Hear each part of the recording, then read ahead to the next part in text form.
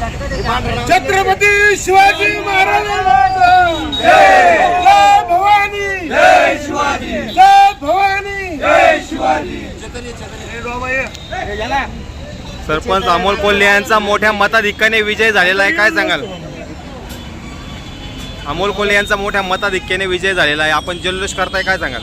नारायणगावच्या मातृभूमीमध्ये जो महत्वाचा विजय होता, माननीय आमदार योगेश भाऊ पाटील यांच्या नेतृत्वाखाली जे मतदान झालं, याची सर्वात मोठी आघाडी जुन्नर तालुक्यात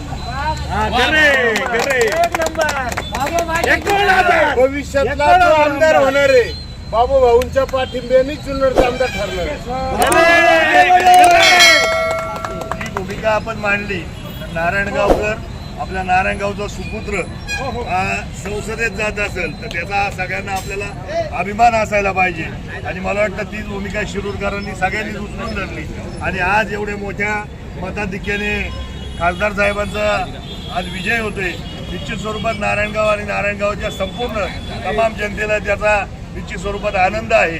आणि त्याचबरोबर खरं तर एक मोठा धडा मानायला पाहिजे की पक्ष सोडून जे जातात सातत्याने, त्यांच्यासाठी ही निश्चित स्वरूपात एक धडा आहे. म्हणजे संपूर्ण महाराष्ट्राचीच इलेक्शन हा धडा आहे की आजपर्यंत महाराष्ट्र कोणापुढे झुकला नाही, महाराष्ट्र कोणापुढे वाकला नाही आणि तो इथून पुढेही महाराष्ट्र कोणापुढे झुकणार नाही. ही मला वाटतं या सगळ्या महाराष्ट्राच्या जनतेने आज देशाचा निकाल बदलायची क्षमता महाराष्ट्राच्या निकालाने आणि महाराष्ट्राच्या वातावरणाने केली. आणि निश्चित स्वरूपात प्रत्येक मराठी माणसाला या गोष्टीसाठी मानाचा मुजरा केलाच पाहिजे. नारायणगावसह सर्वच मतदारसंघांमध्ये अमोल कोल्हेंना आघाडी भेटलेली आहे, मतदारसंघांना काय मतदारांना काय सांगाल? मी तेच सांगतो ना का जी भूमिका भाजपनी किंवा भाजपच्या मित्रपक्षांनी घेतली की फोडा जोडा आणि राज्य करा, परंतु ही भूमिका महाराष्ट्राच्या जनतेला अजिबात कुठेही मान्य झाली नाही.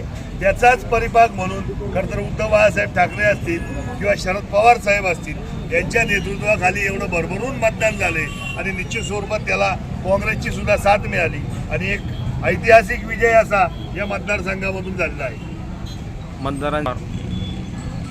आपल्या चॅनलच्या माध्यमातून ज्या लोकांनी मतदान केलं त्या सगळ्या लोकांचा आभार मानत असताना संपूर्ण या मतदारसंघातले जे नागरिक आहे त्यांचं सुद्धा मनापासूनचं अभिनंदन आणि आभार व्यक्त करतो. छत्रपती जय भवानी, जय शिवाजी.